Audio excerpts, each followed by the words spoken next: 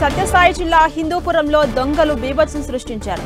హిందూపురంలోని వెంకటాద్రి లేఅవుట్లో దొంగలు రెచ్చిపోయారు. వెంకటాద్రి లేఅవుట్లో నివాసం ఉంటున్న దంపతులను కత్తులు, గన్తో బెదిరించారు. దంపతులను తాళ్లతో కట్టేసి చోరీకి పాల్పడ్డారు దొంగలు.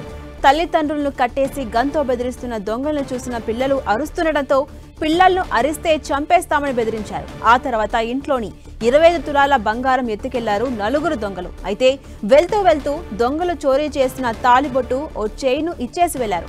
దొంగలు వెళ్లిపోయిన తర్వాత దంపతులు పోలీసులకు ఫిర్యాదు చేశారు. నిత్యానందరెడ్డి ఇచ్చిన ఫిర్యాదుతో ఈ ఘటనపై కేసు నమోదు చేసుకున్న పోలీసులు సీసీ కెమెరాల ఆధారంగా దర్యాప్తు చేస్తున్నారు.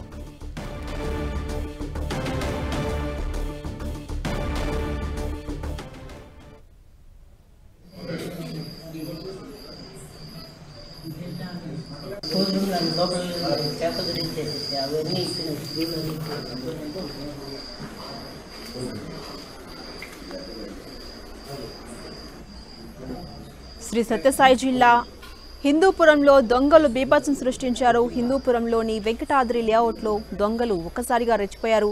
వెంకటాద్రి లేఅవుట్లో నివాసం ఉంటున్నటువంటి దంపతులను కత్తులు, గన్తో బెదిరించి చోరీకి పాల్పడ్డారు. దంపతులను తాళ్లతో కట్టేసి చోరీకి పాల్పడ్డారు నలుగురు దొంగలు.